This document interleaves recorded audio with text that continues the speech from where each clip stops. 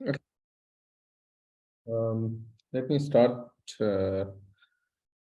by giving you all a good morning.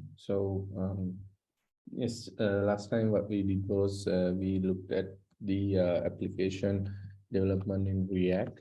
Okay, so we have developed the same application in two different main frameworks. First one is Angular, the second one is in React. So I gave you guys an assignment to work on. Have you all finished on that? To work with these two frameworks? Who have completed that?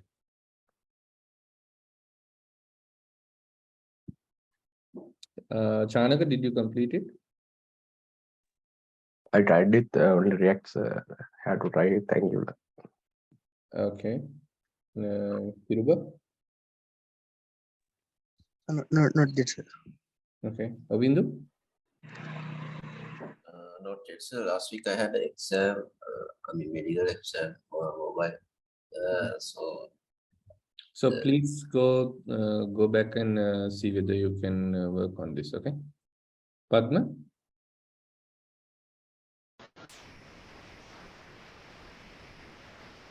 Hello? Not really, Padma. Like that is fine.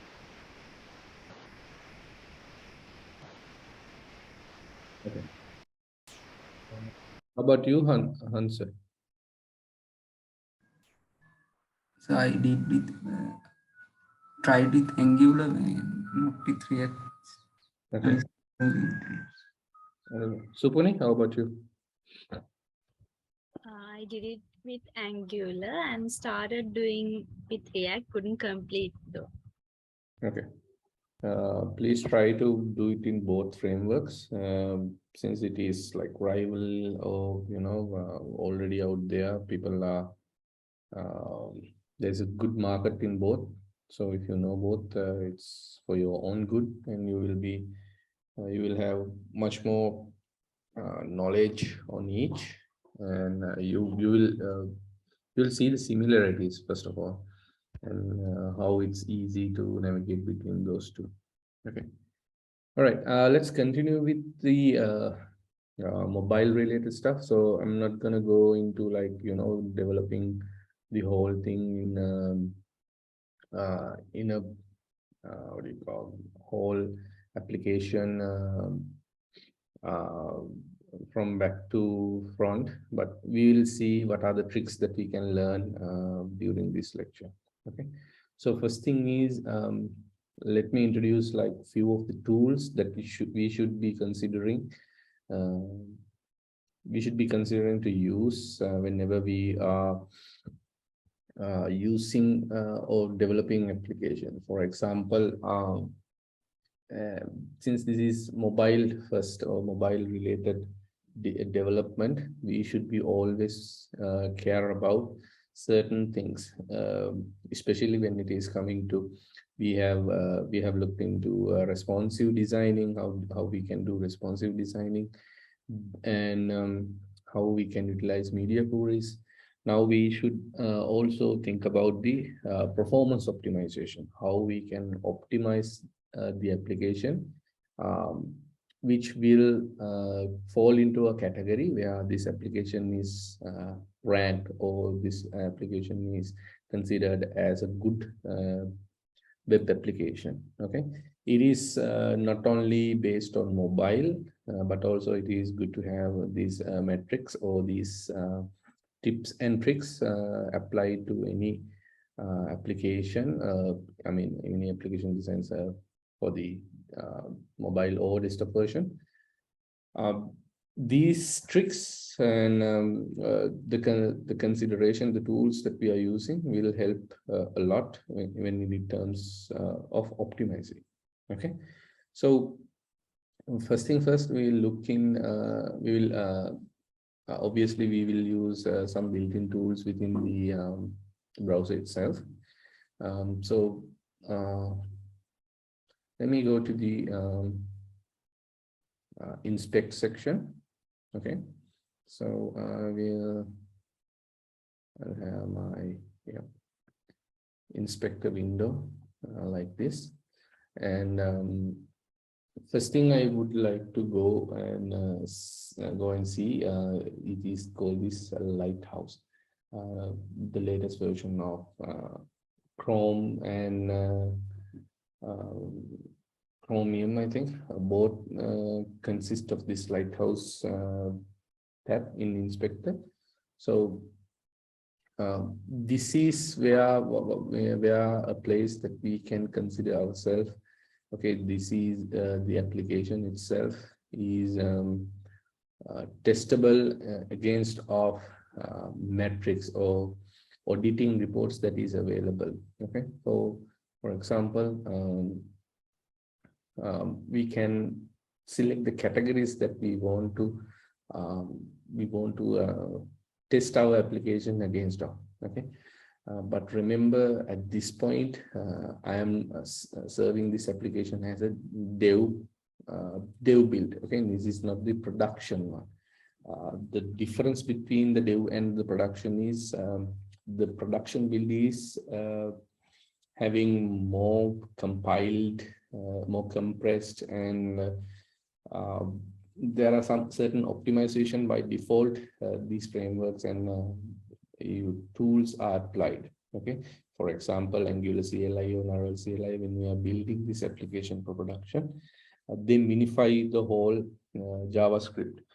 But in development, the minifying process is not carried out, since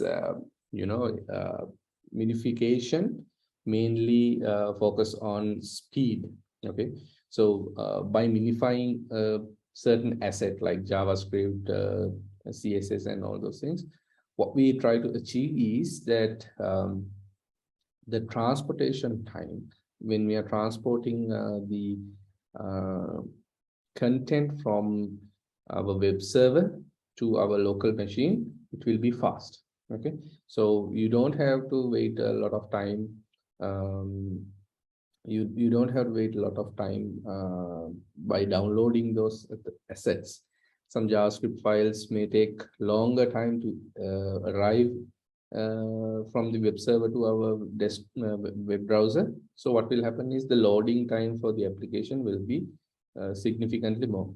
To reduce that, what we do is we minify those things. We compress as much as possible. So what will happen is the size of the asset is less, and it will arrive at our browser and arrive at the browser sooner.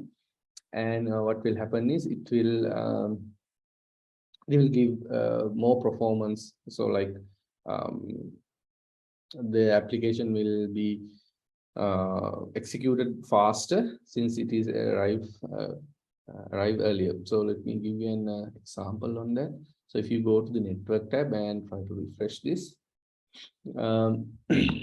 and okay, I will refresh with the command or control with the empty cache and hard reload. In that way, we don't have any cache between in the browser. Okay, so now you guys can see the status code is 200, and I'm looking at this. And okay, let me load everything. So you can see that the size of the application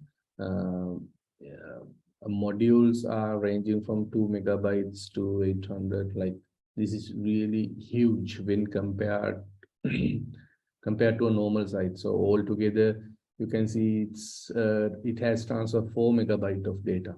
Okay, so we can't tolerate this much of data in a mobile device. Okay, if the JS or the CSS and everything is pretty huge, what will happen is it will take longer time to come to our web browser, and after everything is downloaded, we will be able to see something. So average waiting time for a page load will be high. Okay, but if you look at these JS files, you can see these are in these JavaScript files are not minified. If you PCA minified JavaScript, the easiest way to identify is it's unreadable by a human at a glance. Okay, you will need some tools or something like that to see this. But right now you can see it's clearly visible. I mean, at least you can see something like WebSockets are created, the methods are there, the names are clearly visible, and they are not in a singular line or something like that. So these are not minified resources. What we need when we do a build, what will happen is everything will be minified. Okay, so we can run our so you guys can see it is around 4 megabyte. What we'll do is we will minify, or we will make sure this is production ready. What I'll do is I will, okay, so this is my terminal, which I start building the application. So you guys can see I just did nxserve, so it is serving the application in development mode by default. So altogether, initial bundle size is around 2.9 megabytes, and we have the lazy loaded login page module, which is around 800 kilobytes, and list goes on. So you can see the uncompressed or unoptimized version is around 4 megabytes in size. Okay, but as we mentioned, this is the dev server, so we don't need any compression at this time, because when we build this application, it should be faster. At the development time, we don't care about these metrics as long as they are running in our local machine. The transfer time is not even a consideration. But when it is running on the server, these things matter the most. So what we'll do is I will terminate this, and what I'll do is I will run a production build in next serve dash prod. Okay, so this will give you a warning. Okay, it will serve the application in production mode. Okay, but it is not considered a server to host your application. If you are trying to host this in a web server or something like that, this is not the best way that you should do. This is for testing purposes only. Okay, ng-serve dash prod. What we'll do is it will do a production build and it will serve, but it is not a good way to serve your application. Okay, compilation failed.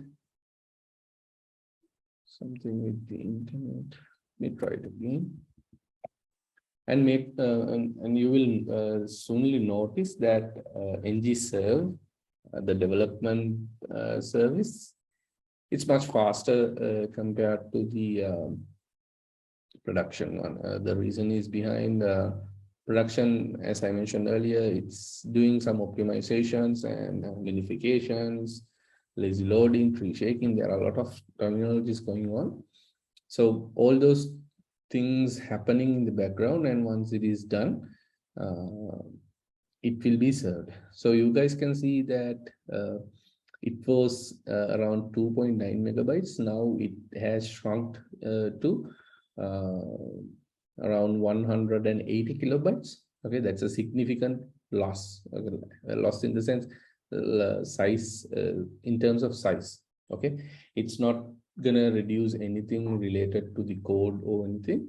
The code will be the same. The application will work as it is, but it is optimized to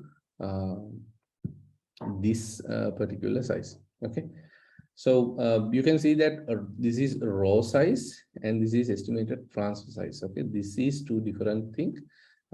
So this is the raw size that we will get. That means the application itself, it's going to be around the main JS. It's going to be around 394 kilobytes. And so on and so forth. Initial total will be 800 kilobytes, but estimated transfer size, when it is transferring, it will be reduced to 180. Let's see this in action. We will get an idea on that. Okay, let me do a hard reset. Okay. So you guys can see that now the transfer size is less than 1 megabyte. Okay, it was earlier, it was around 4 megabytes, so that's like quarter of the size is changed. Now the size is around 405 kilobytes. Okay, 405 kilobytes. Now if you look at the main JS, it's around 400 kilobytes. Okay, so when we are intercepting in the browser, it is around 405 kilobytes. So this is the initial size that we are getting. So polyfill JS, it's also around 150. You can see it in here. In here, polyfill JS is 154, like a little bit different on the measurements. So these are the size of the raw file. Okay, but when we are transferring, we get another indication, like this is the estimated transfer size. So what do you understand by estimated transfer size in this manner? So these files are in type of scripts. Okay, script in the sense there is a JavaScript or some sort of script that a browser can understand. But there are special file types that browsers can understand, especially gzip. So what we can do is, when we are shipping this application or when we are doing it in a production level, let's say we are not using the Nginx serve --prod, but a real web server like Nginx or Apache HTTP or whatever the server that we are serving, we can serve these save these JS files in gzip mode. Okay, so what gzip does is it further compress these file types, so it will be it will have less file size, or it will reduce, or it will compress furthermore. So it will be compressed from the server side, and when it is coming to the front end or the browser knows how to understand gzip. Gzip is widely known compression format. It is understood by all the browsers out there right now. So we can tune our server to serve files in gzip, and when we are reading it from the browser, it is again uncompressed. But right now we do not have a Nginx server set up with gzip enabled. But we will see in future, when we are doing it in the production or live deployment, how we can optimize even more. Right now, this is a significant file reduced into this. Okay, so we can see, okay, we have this main.js reduced up to 405 kilobytes. Now, if you look at the content of this, the response and the preview are two different things. Okay, the preview like try to prettify everything and give you a more like good UI, or like easy to read kind of way. But the response is what we are actually getting from the server. In this scenario, the local server, you can see that everything is in a single line. That's due to the minification. So minification eliminate a lot of things, like if you have some sort of rename for the JavaScript, it does that, and it reduces so many unwanted lines and everything. So you guys can read what sort of things a minification does. But basically, renaming JavaScript variables, if they have longer JavaScript names, it will be renamed as A or B. So it won't take that much space, or it won't take a lot of time or a lot of details in this scenario.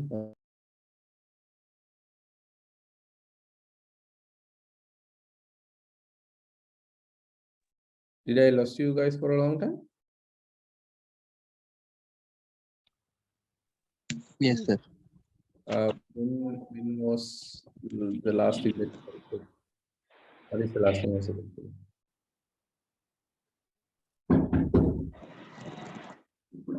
Hello? What is the last thing I said, Supani?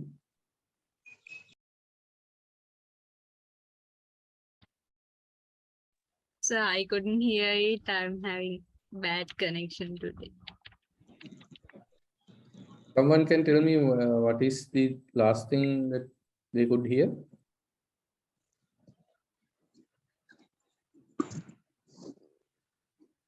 The name.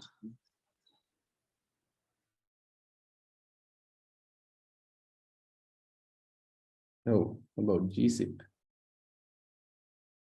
Okay. Can you hear me now clearly, or is it still same?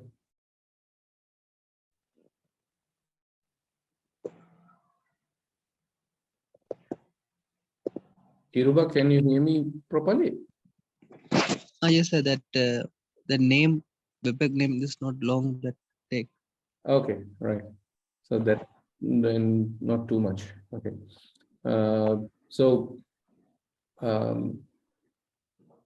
in here, what will happen is everything that's in JavaScript, they get renamed. The variable names, if you have used a long variable name, that long variable name should occupy some space, right? Let's say the variable name that you will use is the person's middle name. Okay, that is the variable that make more sense. Okay, naming variables in a humanly understandable way is correct. We can't argue with that. But in terms of understanding it from the browser, it is a really long name. So the name does not mean anything in the browser. So it is just a variable. So even if it is named X, Y, or Z, the browser doesn't care as long as there is the variable name. So what will happen is, by minification, they will find such a reference. If they have if they can rename the variables, the variable names and everything, what they will do is they will do the rename. And what will happen once it is renamed, the longer name that we had will become much shorter. So it will save some space, it will save some memory. So don't worry to use any huge usernames, variable names. So ultimately, when you are minifying it, it goes away. So use whatever the naming you find more suitable. It will work. So right now, you can see that these things got minified by default. Okay, so that is something like out of the box you will get. So you don't have to worry about minifying everything yourself, and everything will be work as expected. Okay, so but remember, if you are not using any framework or any building tools like Webpack or anything, you have to do this thing manually. But again, I find myself trying out those things will be useless. If you have a template or something like that without a framework or something like that, please refer those things, because ultimately what you will be doing is redoing the same thing that you have already done. But command line tools like Angular CLI and XCLI, what they do best is they provide these things out of the box. So you don't have to worry about developing things from scratch, thinking about bundling, thinking about minification. Everything is there, and you will be able to do that without anything within within the time period of your developing. Okay, so we are serving this application in a production build. Now we can go to Lighthouse, okay, and we can test these things like in terms of performance, how it is working and all those things. But remember, this is not a good indication in terms of performance, because in a production server, in when we are trying to run this somewhere, the performance may differ. That's because based on the latencies and everything. But in the Lighthouse project, they are trying to like do these performance testings based on throttling policies and so on. But you can get an idea. But other things like accessibility, best practices, and SEO and progressive, those things by default in your local machine, you can get an idea where you are. Okay, so we can target a device. Okay, so if you try a mobile, so what it will do is it will simulate an environment of mobile and do this analysis. Okay,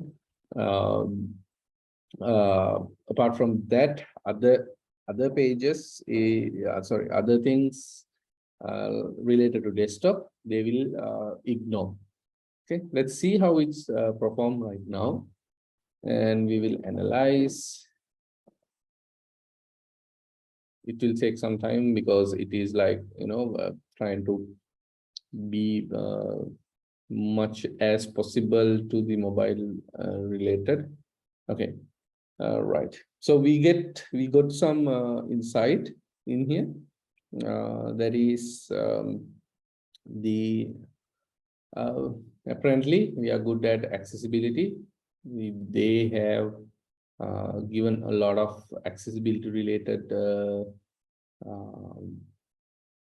test. We have passed everything because out of the box, most of the time these are there, and our page is really simple, so we don't violate much of accessibilities. And we have done best practices and everything, but again this is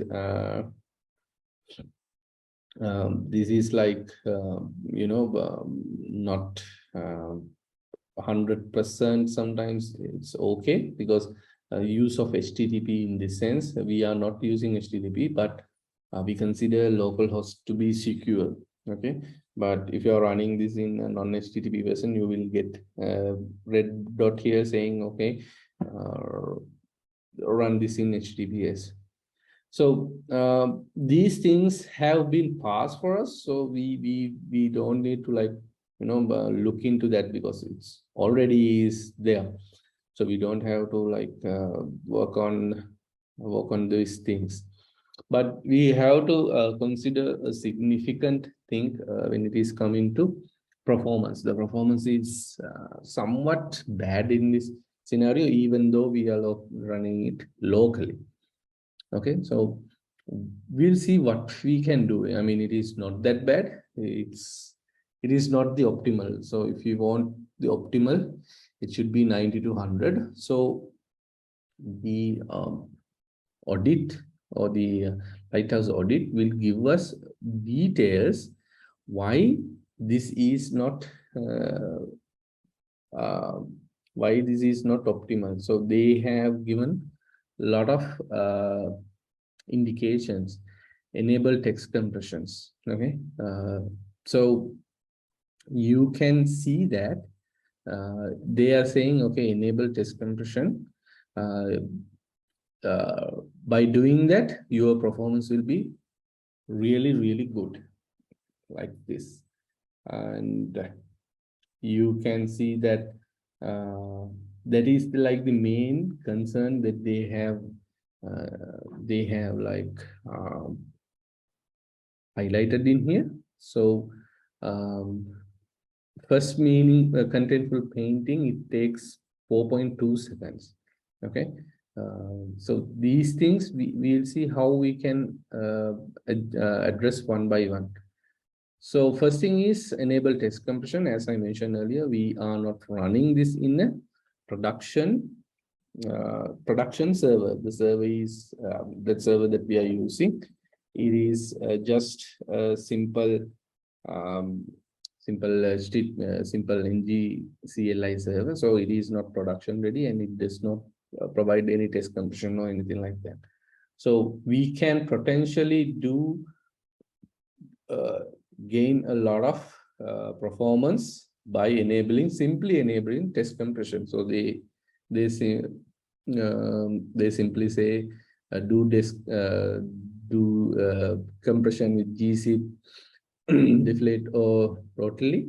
So make sure you do these things as long as most of the covered compression systems out there. So gzip is like the most common compression.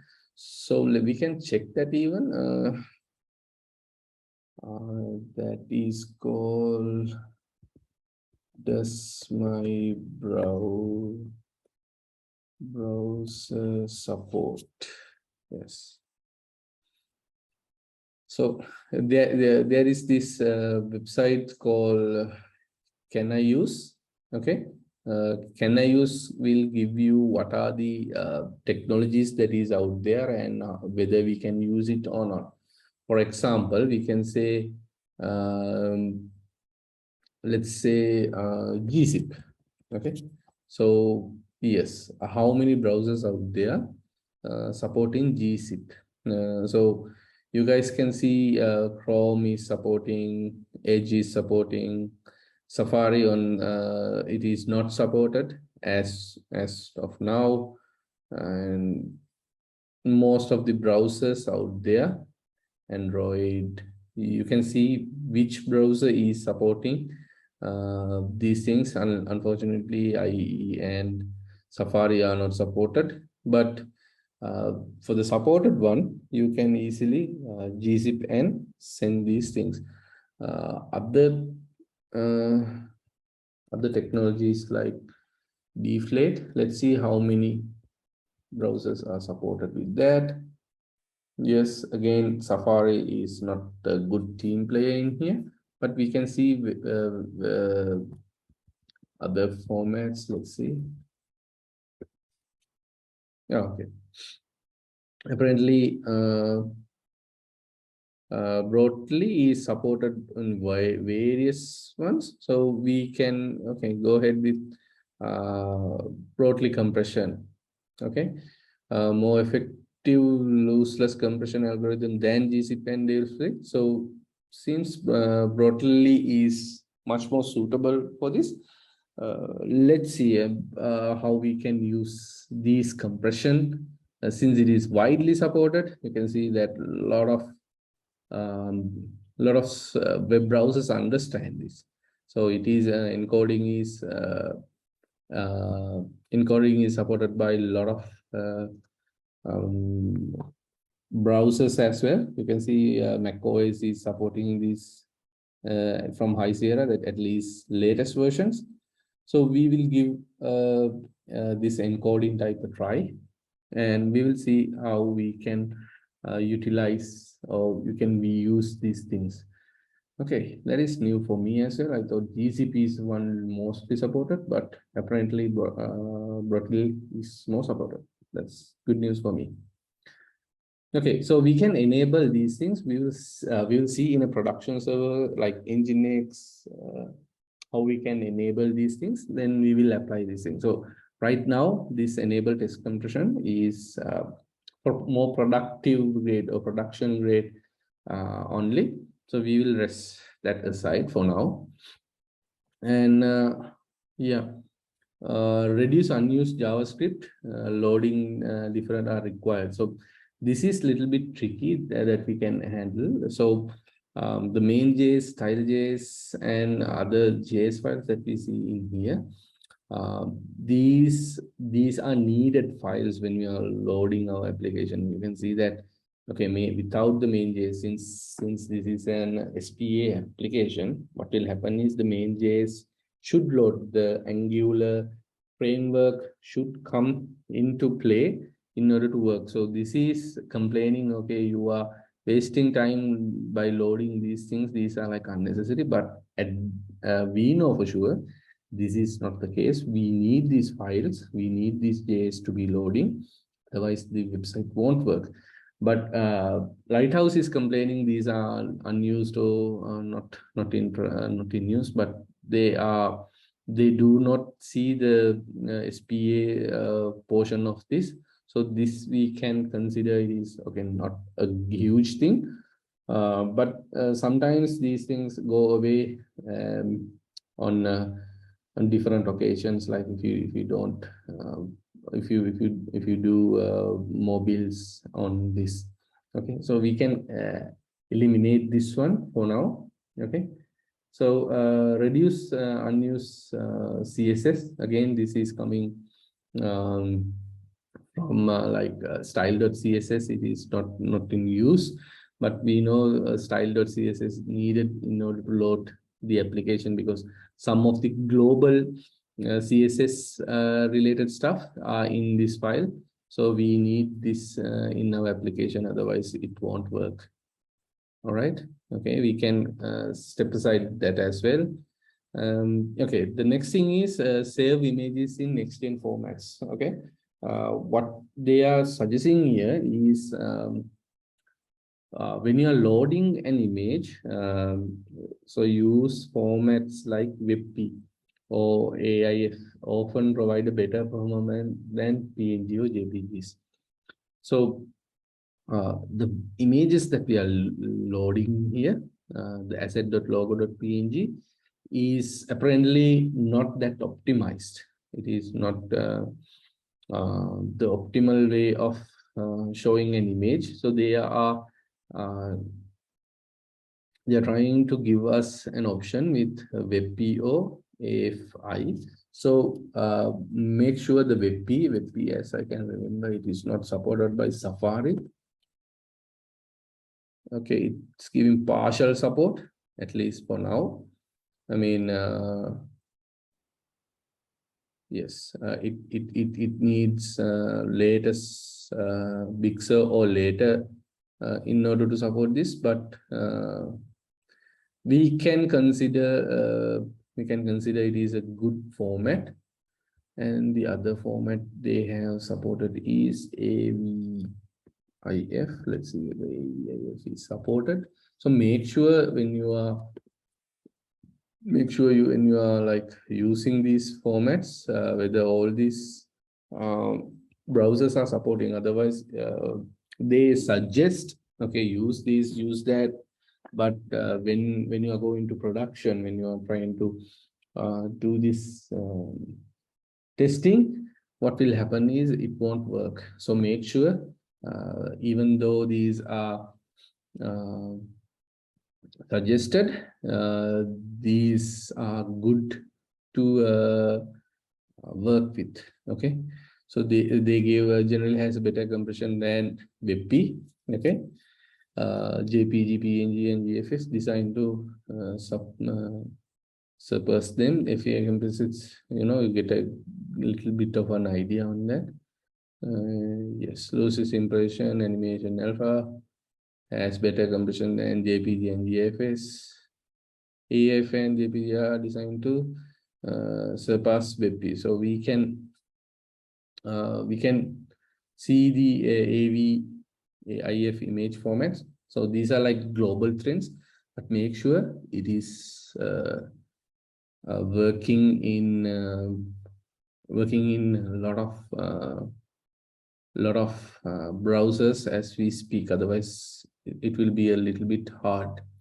So Safari 16 has this technology preview support. It has this support for macOS 13 and mention later. So there's this problem. So especially with this requirement. Okay, the problem is being some browsers supports some formats, some does not. So in this particular scenario, okay, I'm talking about this in this case only, you can see that there is an issue where it's some browsers support WebP, some browsers does not. Some browsers in this scenario, Safari 15. Let's see the Safari version on my machine so we can get an idea. Safari, about Safari. Okay, I have like Safari version 15.5. 15.5 is 15.16 is supported. So I think I will be victim of not supporting WebP. Then that's good. I will show how we can overcome this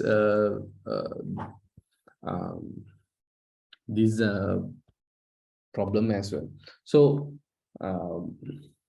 some browsers support WebP, some browsers does not support. But in our performance criteria, it says, okay, use WebP, then you will have a significant amount of time saved. So there is a conflicting interest in here. Some say use this, but on the other hand, some browsers does not support this. So we have to come up with a solution how we can overcome this.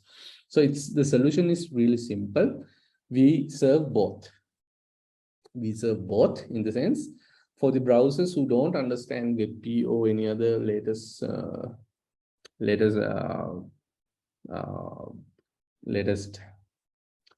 image formats. They will have the fallback.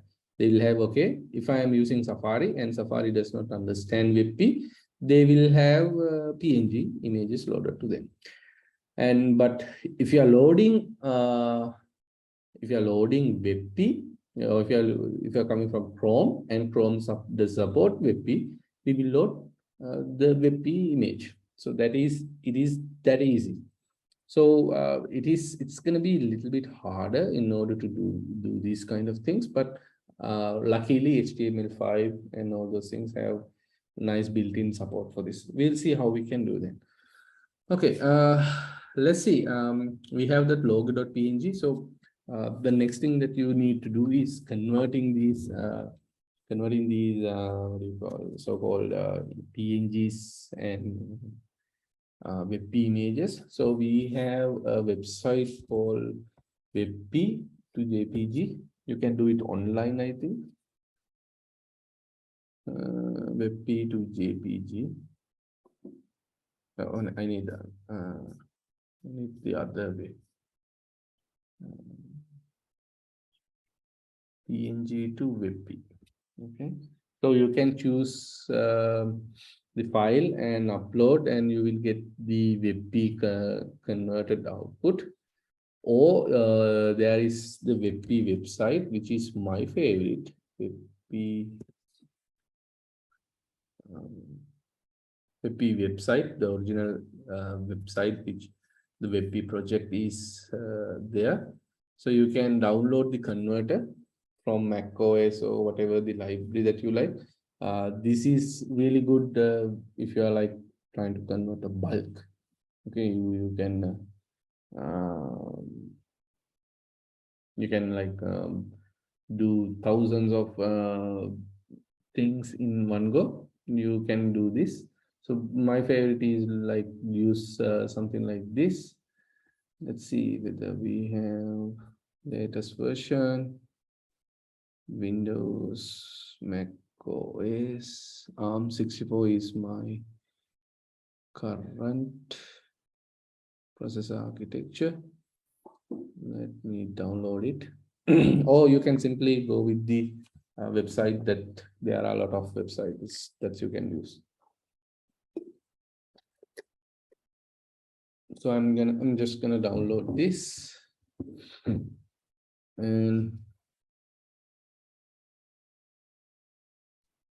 okay, so I have the binaries in here. So convert WebP and deconvert WebP. These are the tools that we'll be using. So I will be, of course, you feel free to do it your own way. So I can say I need to convert this. So it will be CWebP. See whether it is working. Yes. CWebP. From download file, CWebP open because it is software. I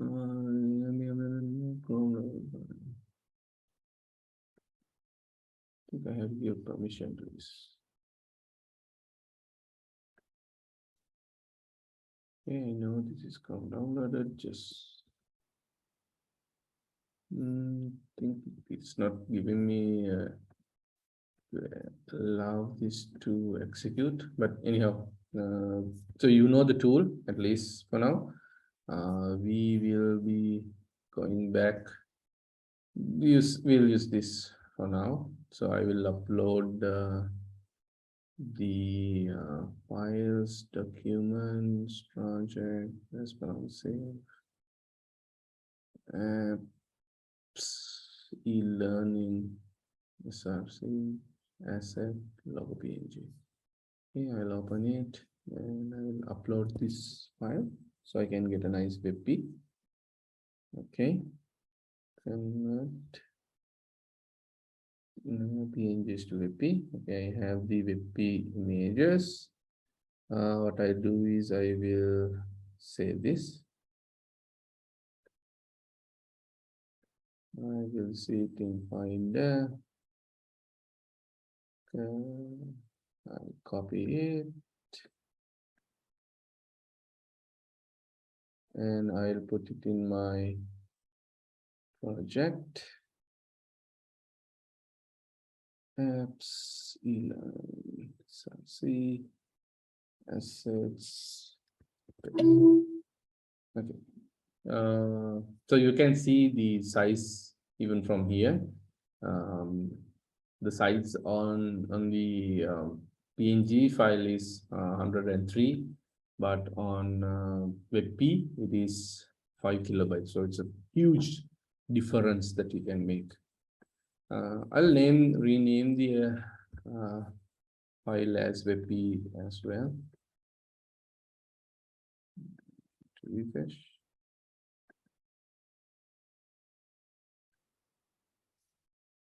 Oh, sorry, it is not the restaurant, but the e-learning assets.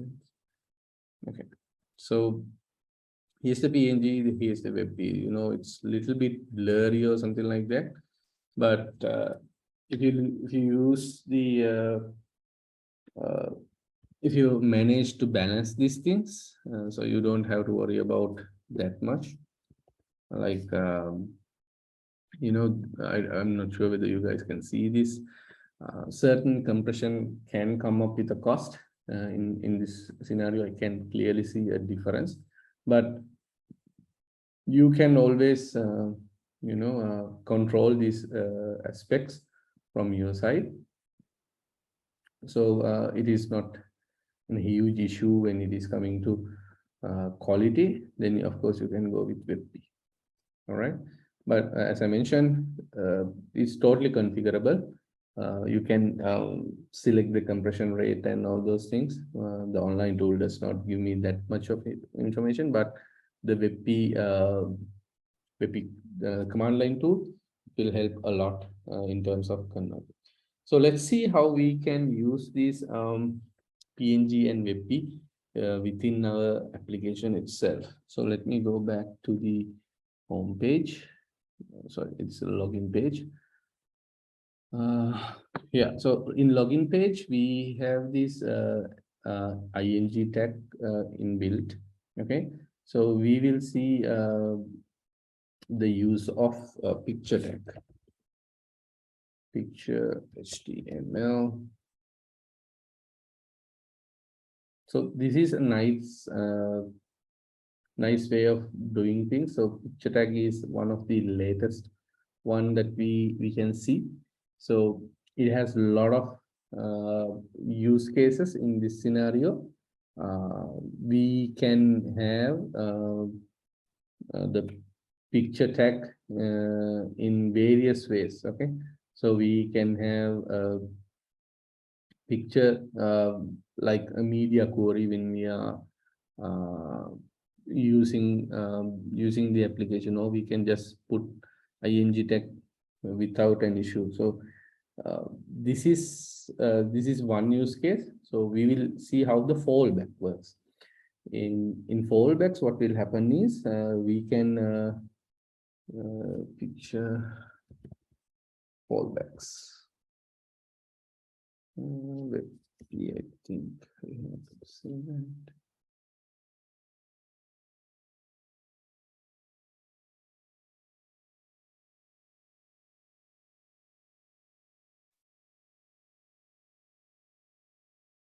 Yes, so we can say like in the above makeup, the browser supporting WebP, Chrome, Edge, Safari, Opera will display image WebP. That means this one. Okay. Older versions do not support. It will support the image JPG. Okay. Browsers not supporting picture tag. It will support. It will support the IMG. So the picture tag is differentiated in a few ways. So supporting WebP, it will go with this image. If does not supporting WebP, it will go with this. If the browser does not support, it will go with this image. Okay, let's see this in action. Okay, I will go in here and paste this. So by default, okay, if the browser for some reason does not support, it will go with the logo PNG.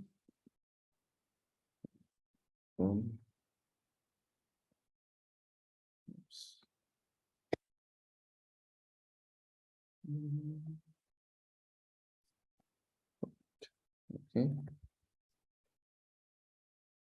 So now the logo is not showing here because we haven't given the exact version.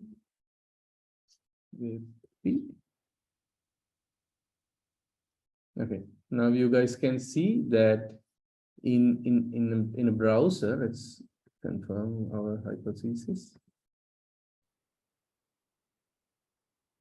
I will go with INGs. We'll refresh.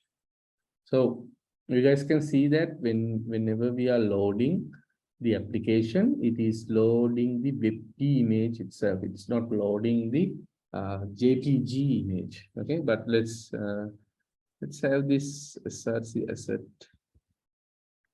PNG as well here. Oops.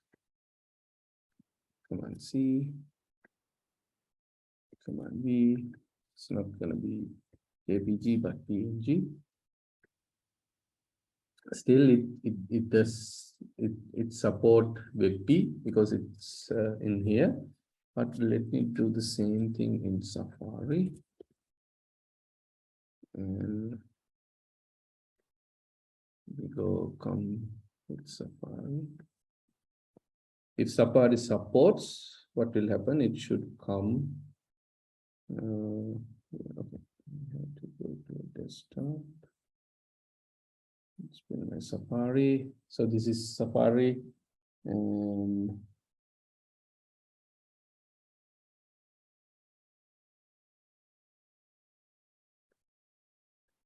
there's that developer thing. It's in edit. I think it is F12 as I can remember.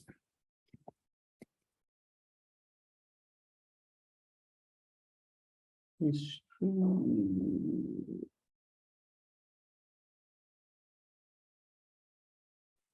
I need to enable it somehow. Performance and advanced.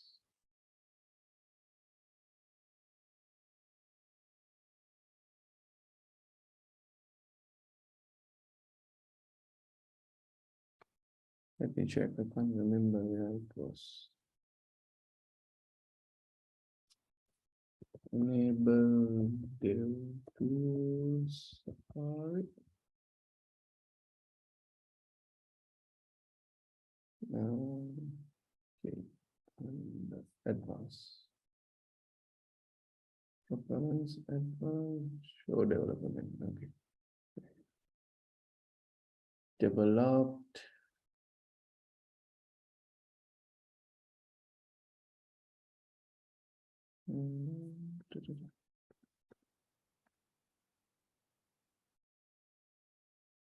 JavaScript web inspector.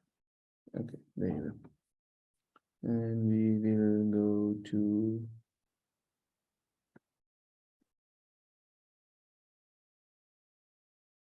network. And we will try to do image. Apparently, I think,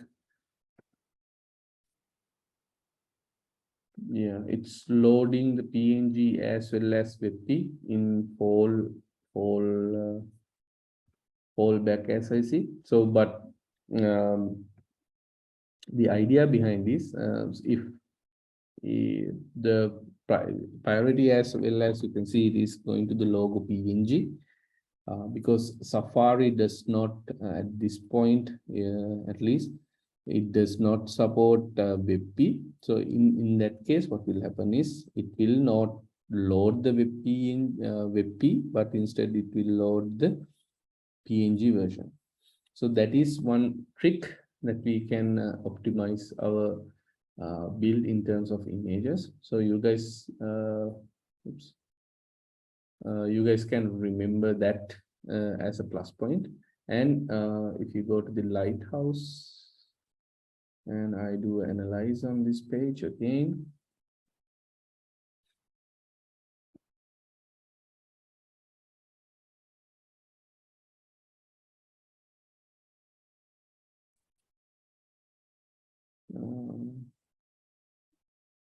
preload images by using LSP element order to improve LSP time. So it's saying, okay, now the potential load, it is using the WebP. You can see that, but it's giving preload large contentful painting images. So we have this LCP time. I'm not sure what that is actually. So if you don't know, you can just go here and learn about it.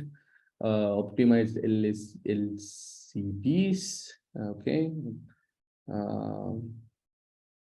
So yeah, so you can learn it in here as well, how you can do this. I'm not since I even know this at this point. You can use this resource and think a way how to do this kind of image loading or something like that. Okay. Yeah, something like this as I see, linking preload as image, whatever the image that we are doing. Let's see whether it is working. If this kind of link is coming on, we have to do it in index, preloading. This is something I have learned right now, so that is good for me as well.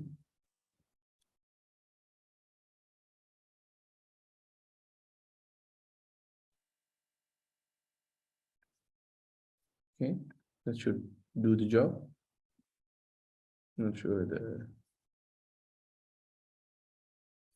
Angular CLI is okay. Angular CLI is also done. Let's go back, do the analysis report again. New report, analyze, please.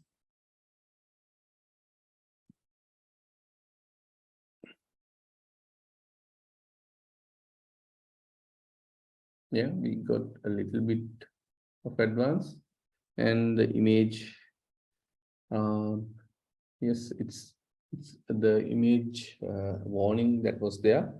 It is gone. So you guys can see it is like, you know, going back and forth, trying to eliminate as much as possible. So image element should have a width and height. So it is endless, you know. You can do so many things, learn uh, so many improvements, and that's how you're gonna improve this number, at least go up until 90%. Most of the time, the enable compression and unused TypeScript, this will like give you boost up to like 80% or 85%, not sure.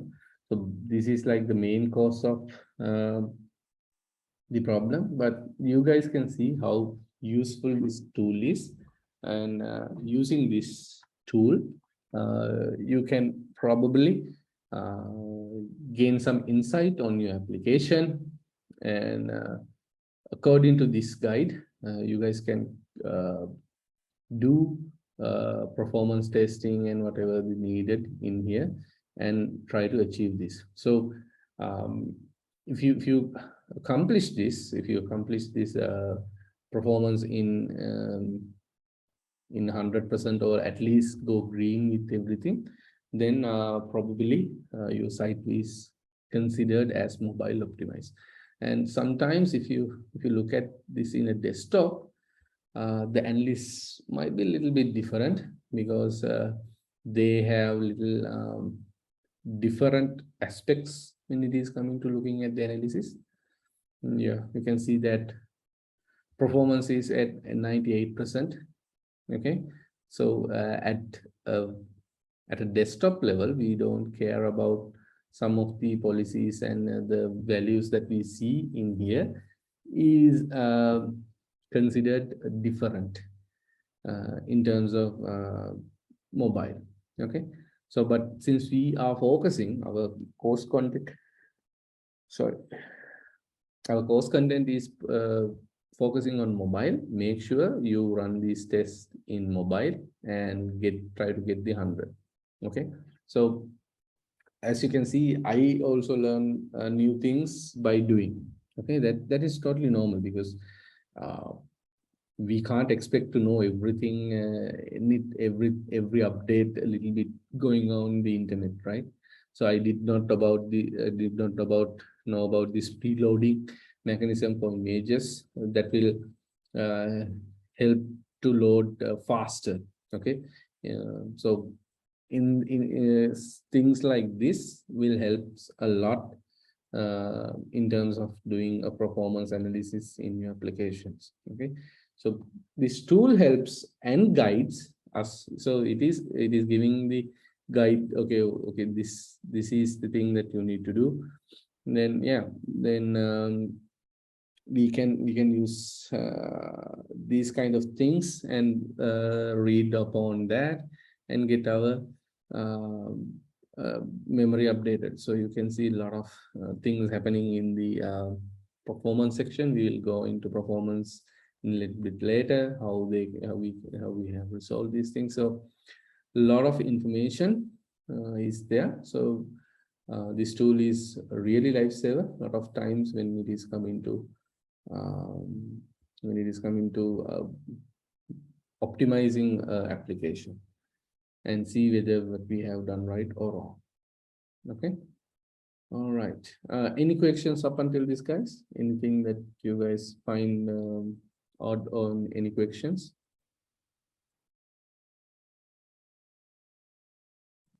Yes.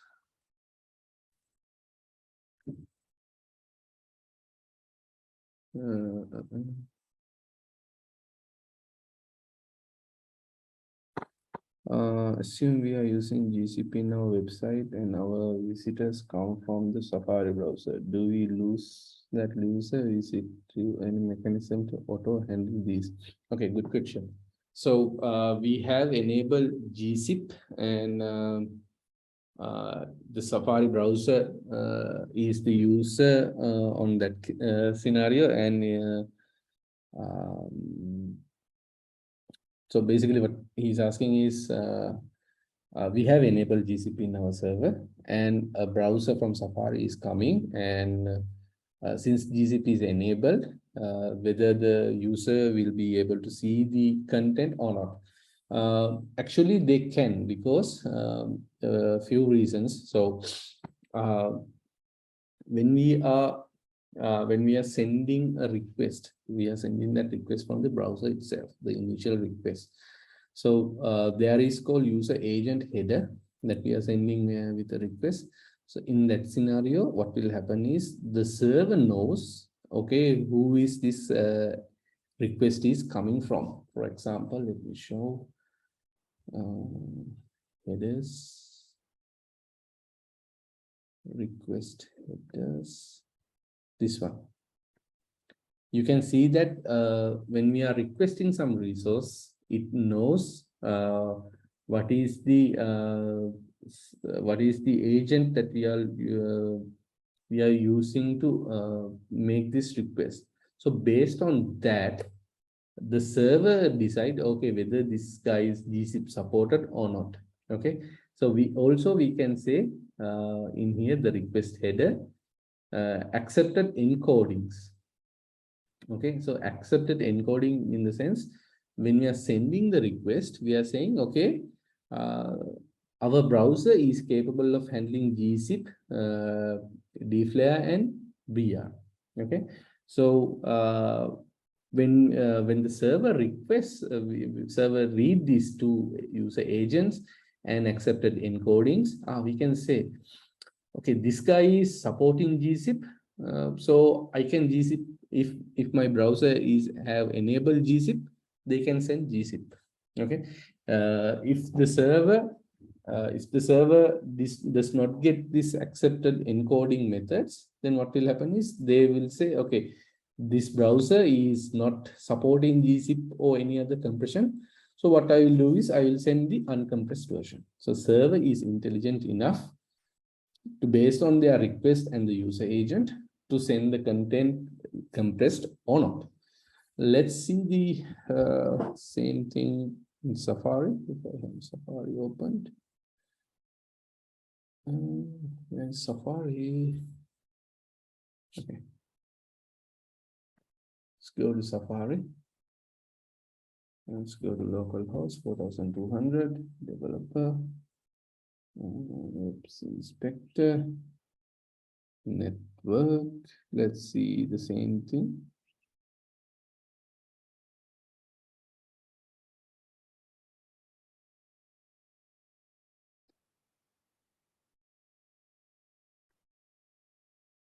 Request headers not showing anything here. Not sure why. Let's go to all. Let's see anything else. Headers. That is strange. So normally when we are doing a request, it should show the request headers, but I'm not sure why it is not showing.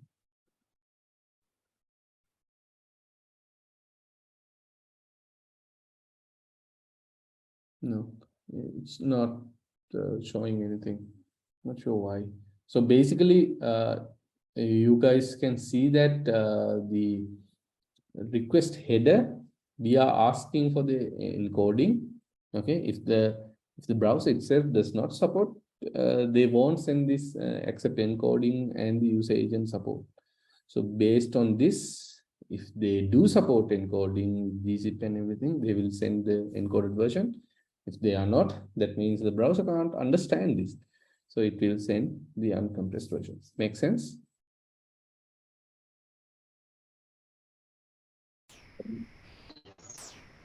Okay, I think it is a yes, as I can hear. So a lot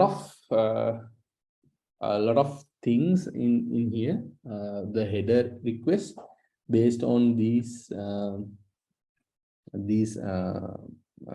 encodings, and so these request headers, we can decide from the server side which kind of response that we are gonna get. Okay, so these are like a lot of information that we are sending to the server to decide what sort of information you should get. Okay, so headers play a huge role in here.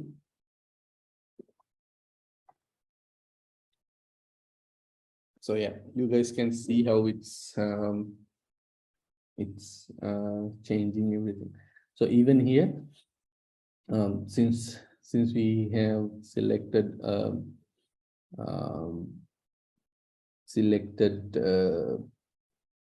Android Moto 4G, but if I say, let's say I am using Apple iPhone X for this reason, and if I refresh this logo PNG, and yeah, a lot of information on the request header get lost. So yeah, based on that, we can see what sort of things the server will respond with. Okay, so we don't have that user agent thing. As I go to the Galaxy Fold, I think it will give. No, it does not. For Moto, it's right. Moto, what is that? Galaxy Surface, Samsung Ultra, not sure. I think the user agent has cache, load. Yeah. So based on these things, you can decide whether to send zip or not. All right. Any other questions? Good ones. Good one, Padma. Anything else, guys? You need to know. Avindu?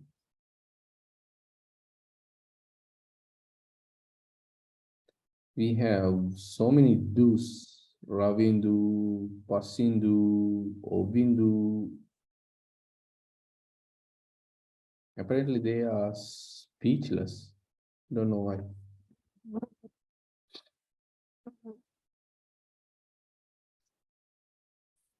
Chanaka, any questions?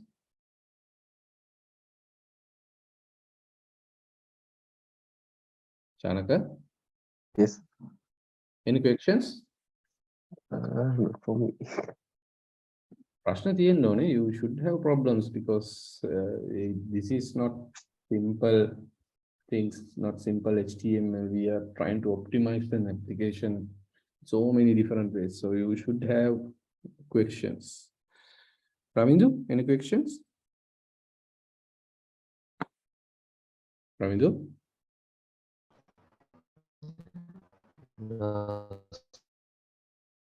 Ravindu having issue with connection, it seems. Pasindu?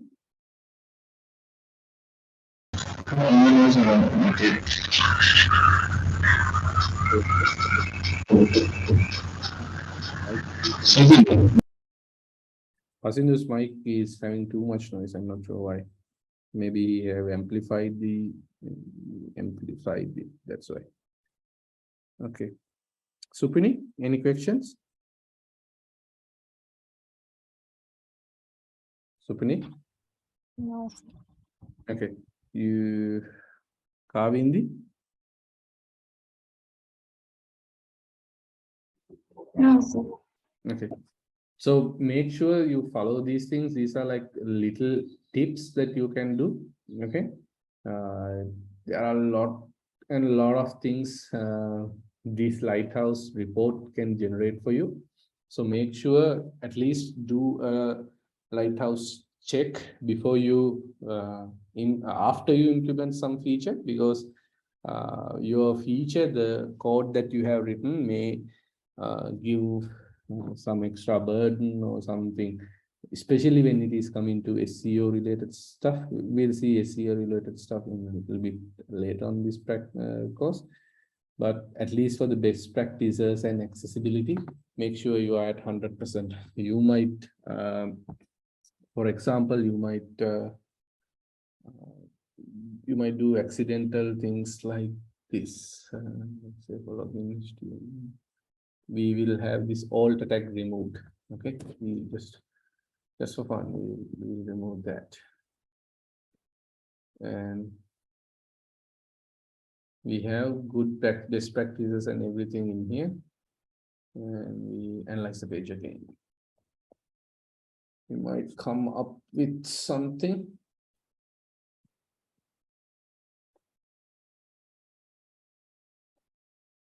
See, accessibility. See, image element does not have an alt attribute. Okay, so there you go. So a small mistake that you might make can be checked around here. So it will say, okay, this is something that you should enforce yourself, and it will improve the most of the things within your website. So from 100% to 91% we fall because we forgot a tiny alter tag in here. Okay, so always make sure to run a lighthouse test and at least have all things should be green. At least yellow is acceptable, but it's up to you. The problem is some customers is aware of these tools, so what they do is they run a lighthouse test and they get the report and send us back to the developers saying, okay, here's the report. It seems you are not using this. Even they don't know, they will send, okay, the test preparation, can't we do something about this, can't we do something about this? So they will ask a lot of questions. This customer is wise enough. Sometimes they give third-party auditing companies. For me, there were like 2 projects where a third-party auditing company came and asked and informed me, okay, the lighthouse report is failing. Any blockers that we can't do this? So we have to come up with good things to say, okay, why can't we go to 100% or anything like that? So make sure use this tool before someone finds out that you are not doing it optimally. Okay, all right. Next thing I would do. This is actually on the application level itself, but there are certain levels of tooling that we can discuss, especially in terms of the CLI that we are using, the Laravel CLI, and it is also supported in Angular CLI as well. So let me go to that section right now. So assume that this bundle size, okay, the bundle size that you see in here, these are the row sizes that you will see in the application. This is how it looks. For some reason, you have exceeded these by introducing a huge library in your main CSS, or you forgot to do lazy loading. In a scenario like that, what will happen is your main bundle size will grow. Okay, ultimately, if you have so many libraries within your main.css, it will start to grow. Let me show you an example how it will happen. Okay, let me command kill, clear everything, and let me say nx save product. So what we'll do, it will do a production build based on this. Let's see the numbers and let's keep a note on that. Okay, you guys can see that production initial size is 706, whatever the number. I will put it in the chat for later use. Okay, now what I will do is I'll go back to my code. Within my code, if I go to the app and app module, so this is like basic stuff. We have this Laravel component declared. Let's remove that Laravel component from the app module. Okay, we no longer use the Laravel component, which is this component. Let's in fact delete this. Okay, no longer use, not within our components and modules. So in modules, we don't have this. Let's go back to the code. Let's build that again.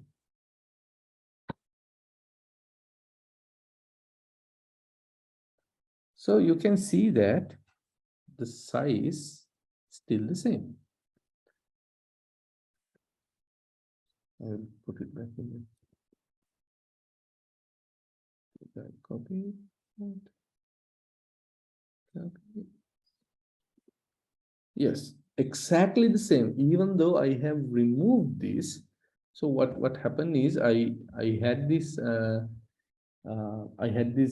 component, the component called NX welcome. So you can see that NX welcome, it significantly, it should take some space, right? It is containing some huge HTML code, some components, and we have used it in the app module. Now we have removed it, but you can see that even though we have removed that component, we don't no longer use that component. Oops. Okay, no longer use that component. The application size did not change. Anyone have any idea why it did not change? Even though it is imported, it is declared, but seems to be it is like even though it was there, it was doing nothing. Anyone have any idea why is that? We have declared it, that means it is in use within the application, but seems to be even though we had it or not, it is not affecting the size. Anyone have any idea on that, why it is that?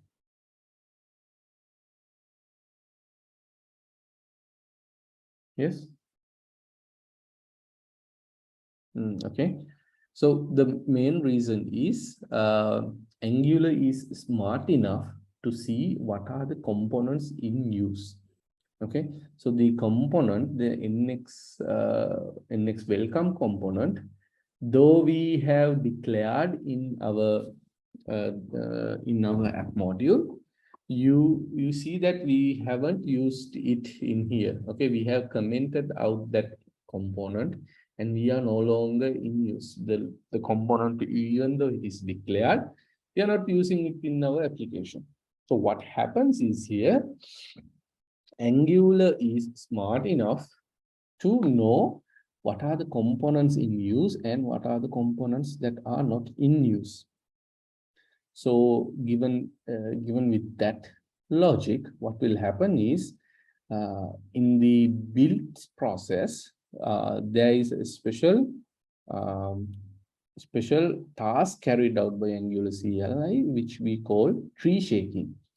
Okay, so tree shaking is as it sounds. Let's, for example, we have a tree full of apples. Okay, there are some apples which are tied to the tree, like the what do you call the tail of the fruit, nut. I don't know what is the English word. So it is hanging to the tree in a tight way. That means we are in use of that apple. Okay, the apple is useful to the tree, but there are some loosely coupled ones. There are some even though we have declared it or we have apples in that tree, that is not in use. That it is like not in use, or it might be decayed, or it is no longer with the tree. The tree does not depend on anything. Okay, so if somebody comes and shake that tree very hard, what will happen? The loose or unused apples will fall down.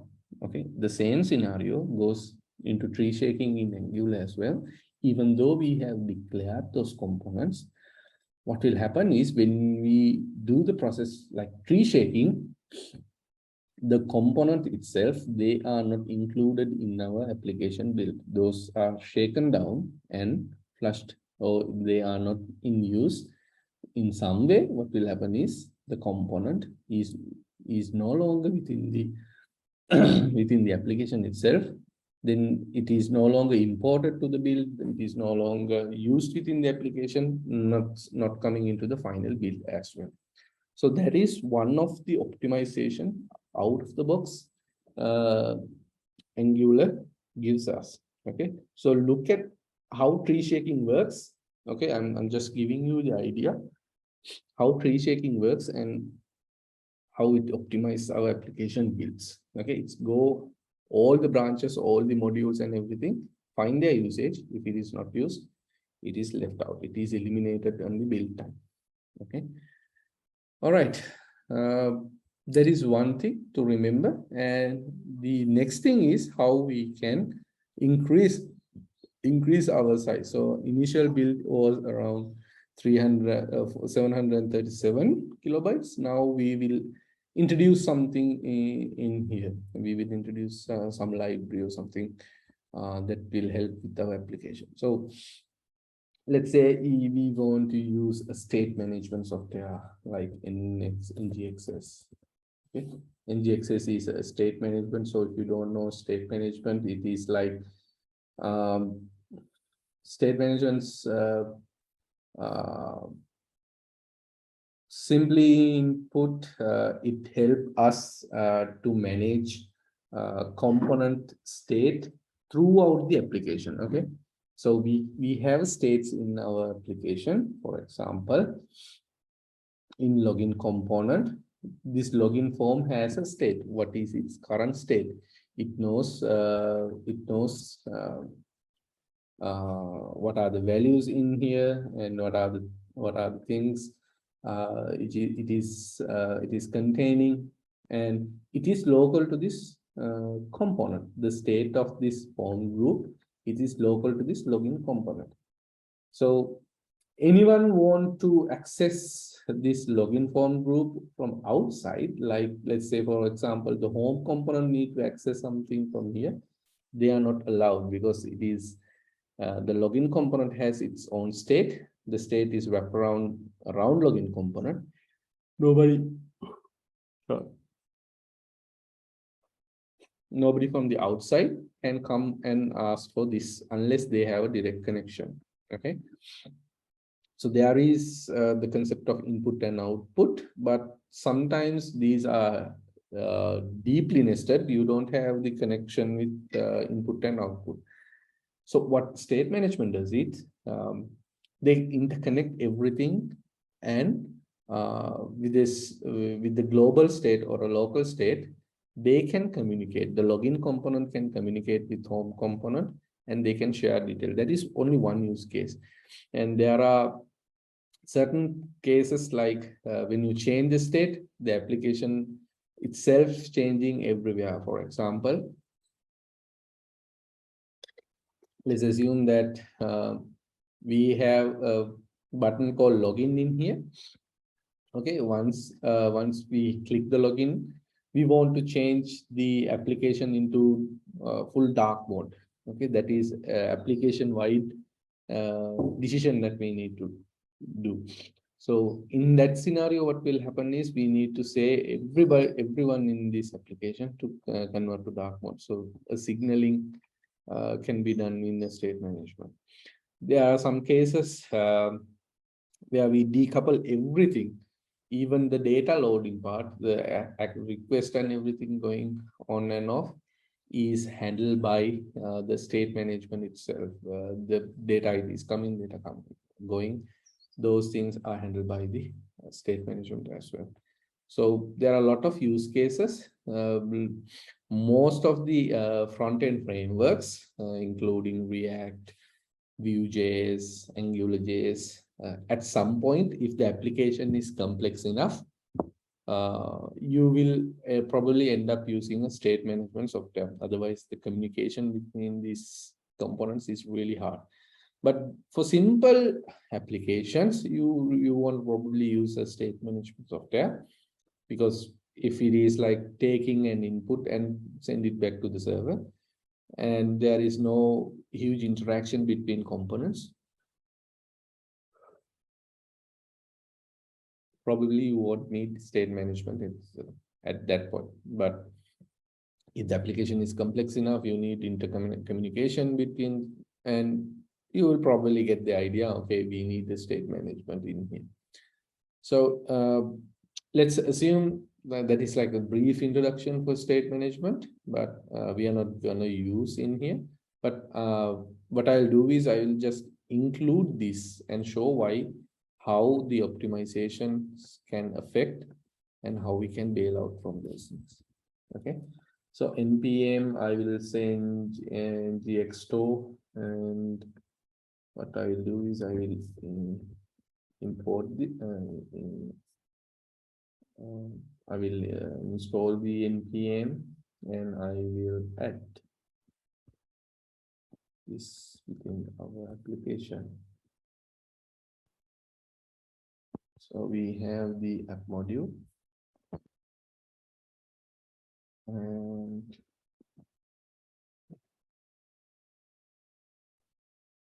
I will import that into our application. I will not have any state at the moment, and I will import this one.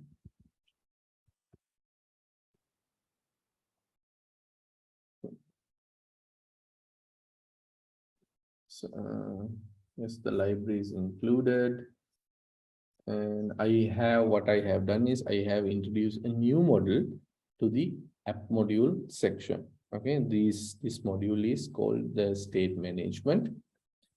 So I have introduced the state management module within our application. Now what I will do is I will go and build this again. Successful compiled. Okay. I'll do a production build.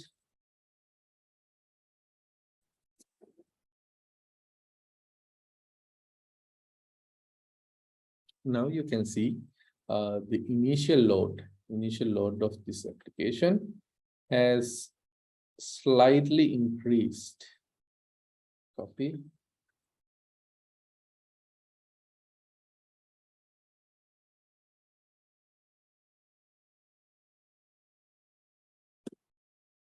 Yes, around, I'm not sure, 37, 47, yes, around 22 kilobytes.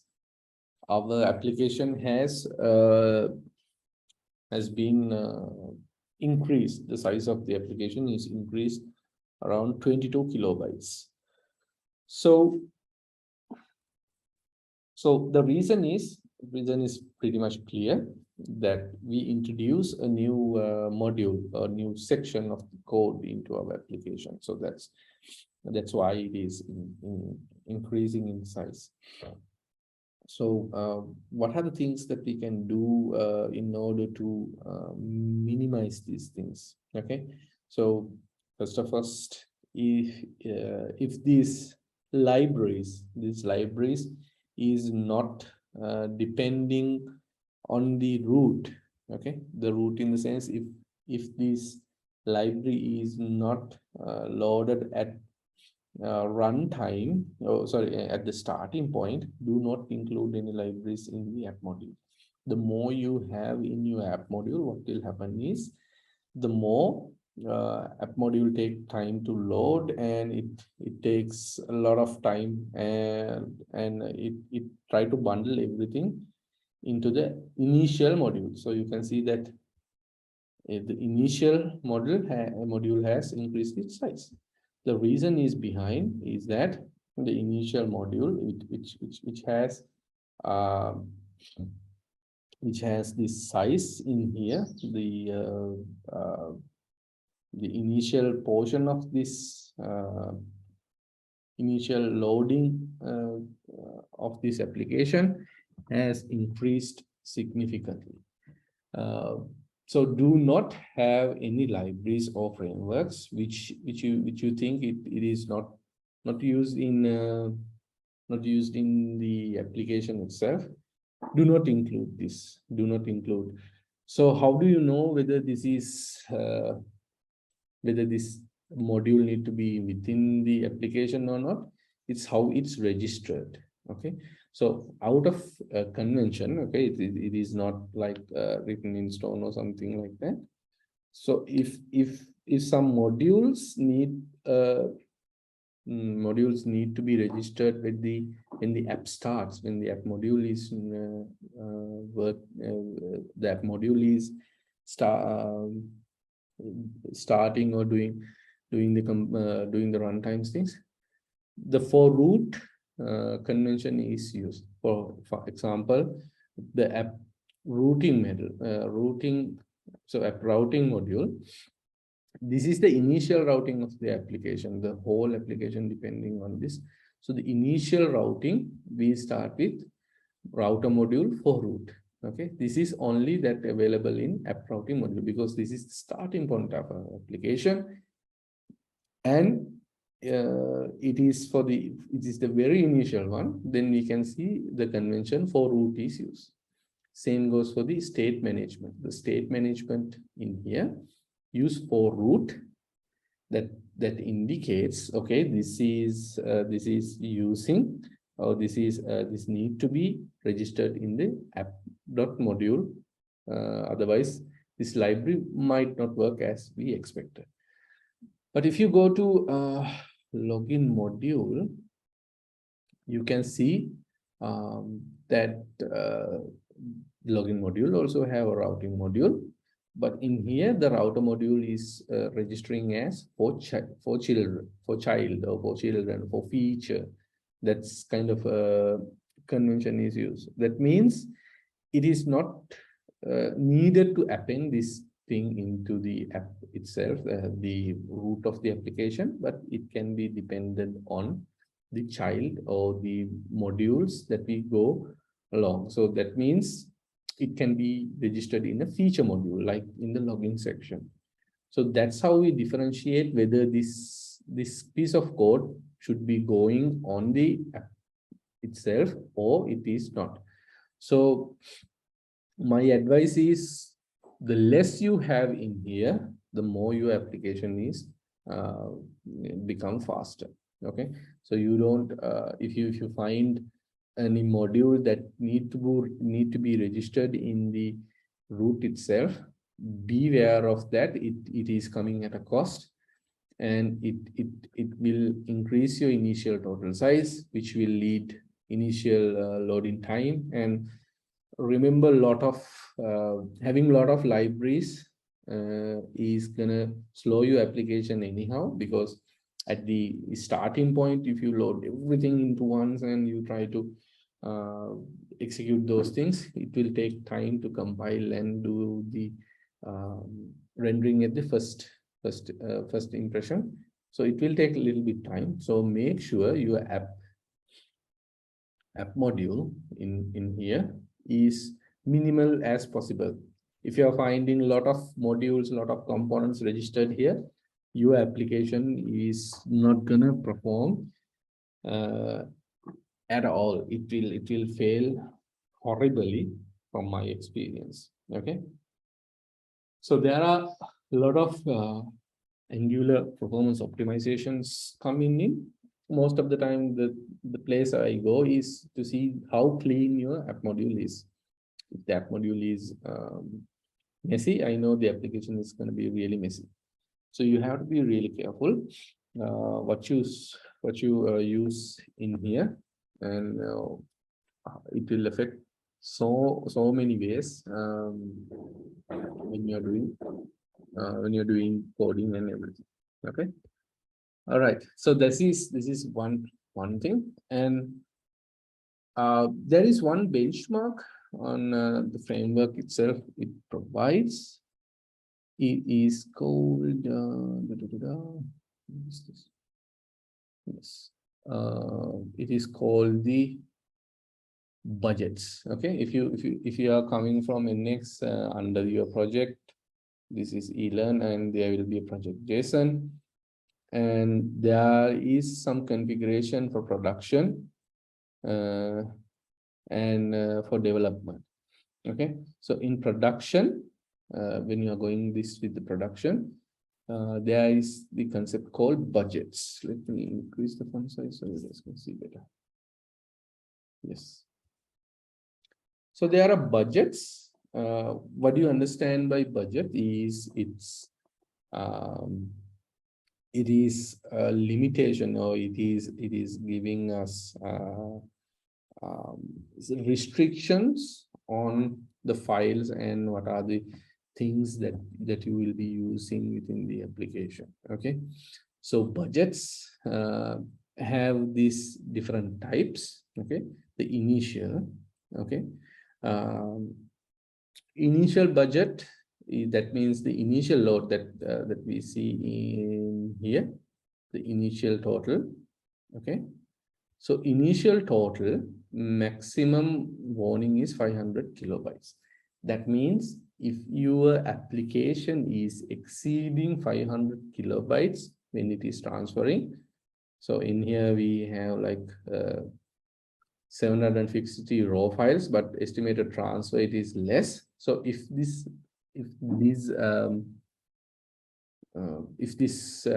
initial build is taking more than 500 kilobytes, it will give us a warning. Okay, when you are doing the production build, it will say warning, your application is over 500 kilobytes, so make sure you don't exceed your budget. Okay, and there is this maximum error. That means if for some reason your max initial budget is over 1 megabyte, it will not build even. Okay, so the maximum error of 1 megabyte, you have chance to build an application under 1 megabyte after transfer.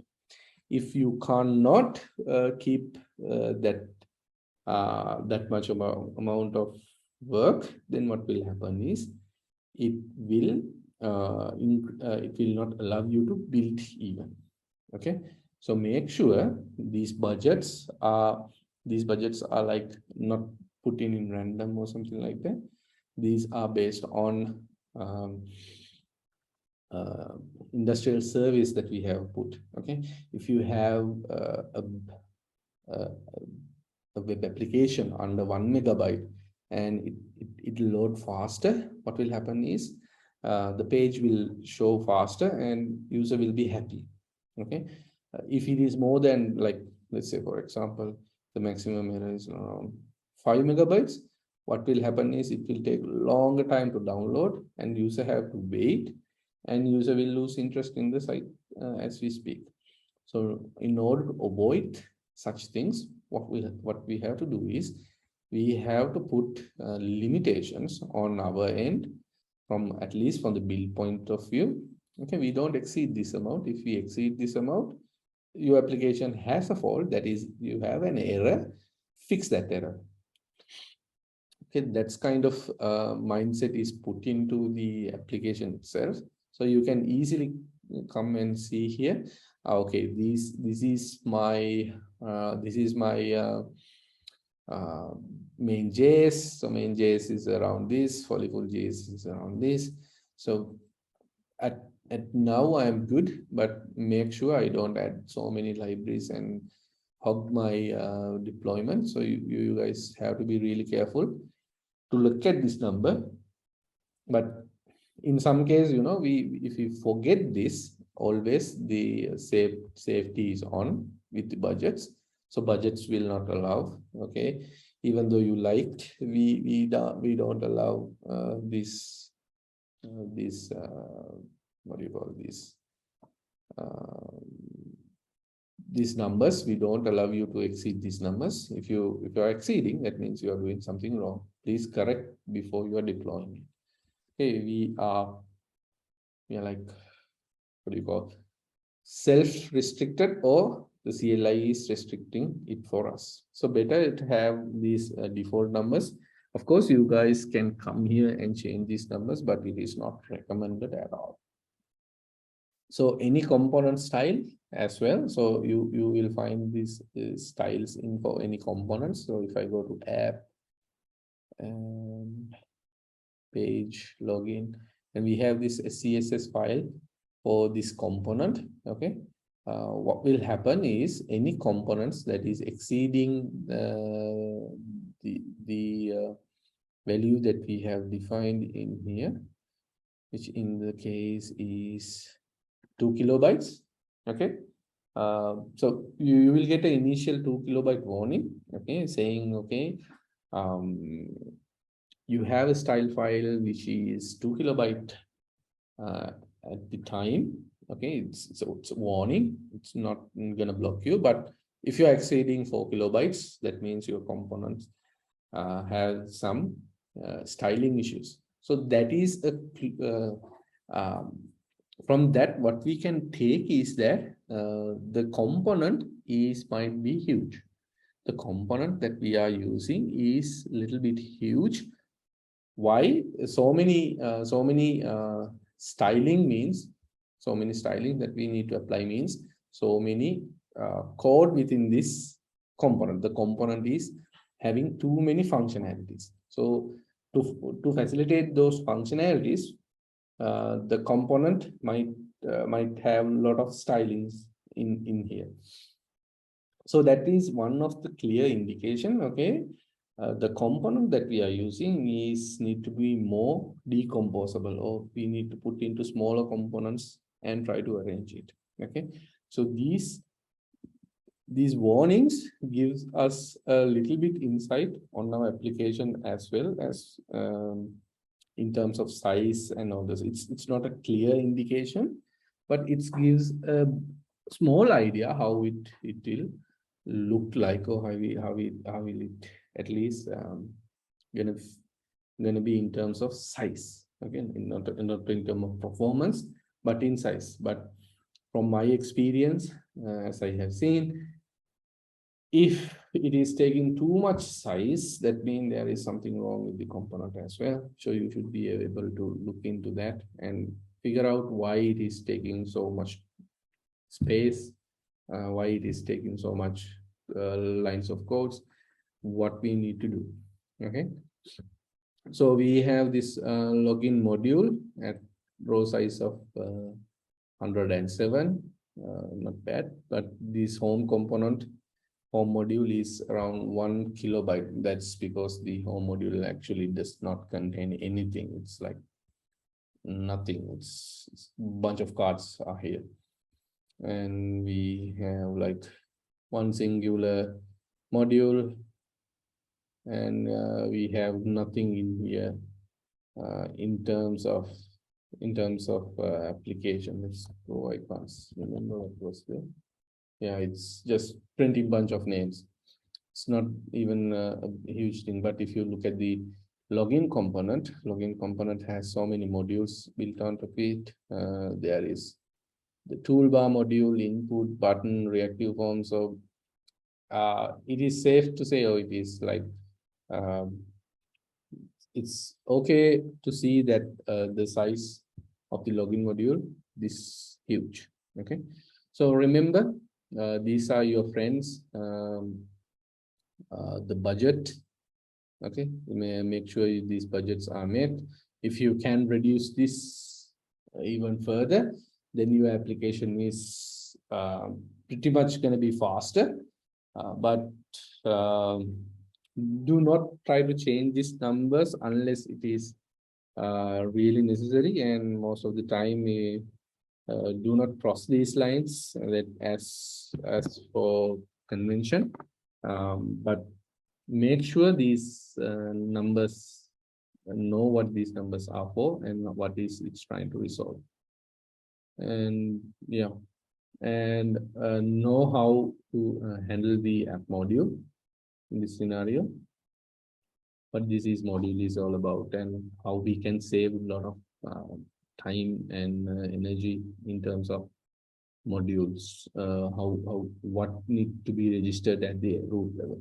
Okay, do not register every module in here. Make sure you have at least this routing as what do you call as lazy loaded as possible. Then it will save a lot of time. If you do not lazy load, try to eager load something, then you will see the time it takes. It's going to be much more higher. the initial size will be higher than it looks. All right, anything up until this section, guys? It's about all the optimization from Angular level, how you can avoid such pitfalls, and what are the basic mechanism inbuilt in Angular to prevent us doing something wrong. Anything up until now?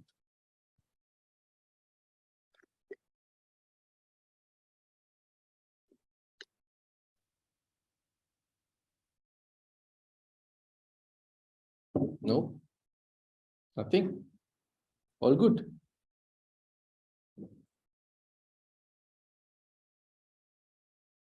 All good from your end? Okay, that's nice. All right, let's take 10 minutes of break and we'll come back. Okay, let me pause recording. Resume record. Okay, so one of the other thing that I would like to talk about is looking at how the application is being used in terms of application utilization. Okay, so you can see that in this application, the main.js file is having a lot of things, but what is the distribution of this? So if we found, okay, there is an issue in this main.js file. Yes, there is an issue. Let's say, for example, it is exceeding the amount that we have defined. It is, we can't scope it. How many times that we try to look at it, our our app module is as low as it's possible, but I'm not sure how we can do the optimization. I can't get a head around, like it's giving a number, but we don't know what is the distribution of it. We don't know how we can further analyze this and see how we can more do configuration reviews or do what sort of improvements to where we need to apply these things. How we can find that? So it's really simple in terms of there are some tools actually. This is like the place that I have even learned these things. So in here, there are a couple of other tools as well. It's called Webpack Dev Analyzer, but from here that I have found is it's really easy to do the changes, analyze these changes by looking at this source map explorer. Okay, so if you guys need information on that, how to set up this YouTube video will certainly help. So I'm gonna also using the same guidelines as in this. Okay, so probably we need to install this source map explorer in our application. So and it is not built in terms of the application itself. You can install this globally and you can utilize this within any other application as well. But for now, I'm gonna install this globally. It's easy to execute and everything. Okay, I have installed that. The next thing is I need to do, there is the setting that we need to do in terms of Angular side. These two in production, we have to enable the source map feature to true. Otherwise, we can't see the exact thing, or we need to look at the how distribution is happening. So we need to enable source map. Then we need to build it again. Then we can see what are the things that we can look into the application and see what's going wrong and what we can do about it. Okay, so let me go to the since we are using Nx in here. So configuration, production, and you might find source map to be true in here. Okay, make sure source map is set to true, and you have to go back to the terminal, and I will just terminate this because we haven't we'll go with not production, we'll just go with build. I think you don't have to pass prod in this scenario. If you are saying in gbuild, that means you are in production, but we'll build this application for now. Okay, all right, you can see that at least there are a lot of information. There is a lot of reduction in everything as well. So main JS and polyfill and everything is little bit less. As you can see, it's around 100 kilobyte, not bad for an application which has a nice UI and all. Okay, but let's see how the distribution of the application has gone through within here.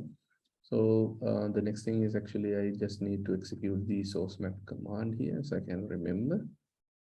Enable source map, and we do a build. Once the build is done, we have to just say global add. I think we have done that. Then we have to explore that source map explorer and with the directory that we want to go. Okay, so since let me open my terminal. Let me ls in here. So I have cd dist. Okay, this is my distribution, apps, e-learning, and yes, e-learning will do. So there is my main JS and everything in here. And you can see since I have enabled source maps, js.map files are also here. That is the map between the JavaScript and its functionalities. You can see the map files associated with the same name. So now I will explore that source. What is that command they use? I think I need to make sure that I have to restart this terminal since it's not aware of that.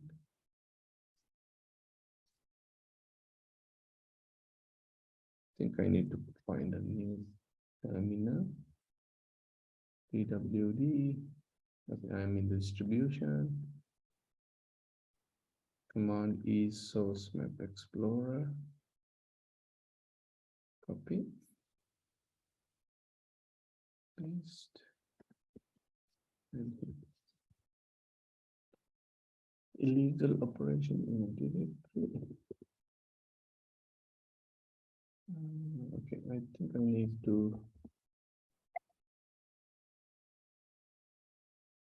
source map explorer here. I can't do that. I think I have to go on directory above. Yes. Source map explorer. The app is e-learning.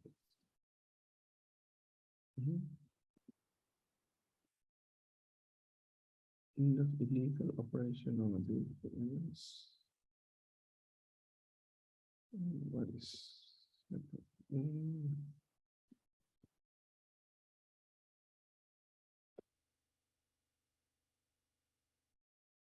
maybe I need to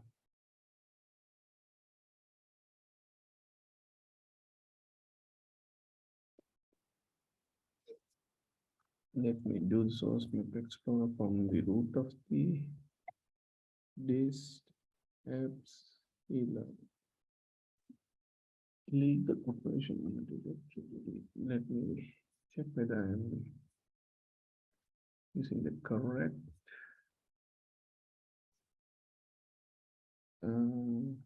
specify the name of the global pattern.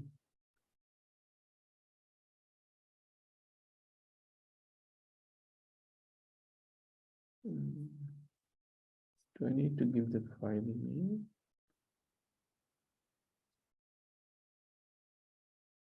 Okay, I think I need to do the main name as well. Okay, my bad.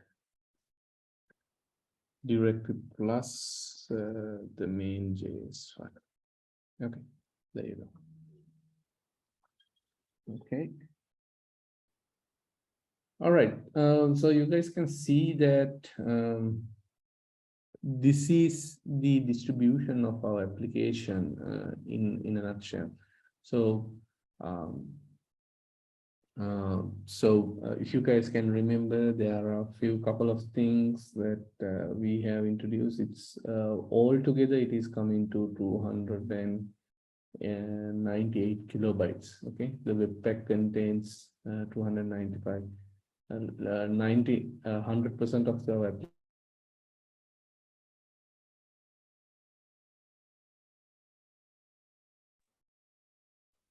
Angular in here is like the most dominant, of course, since it is containing all the things that we need. And you can see that out of that Angular core, this is like the core component of our application. So it is like taking whole application and 32% of that. So 33% at least. Okay. So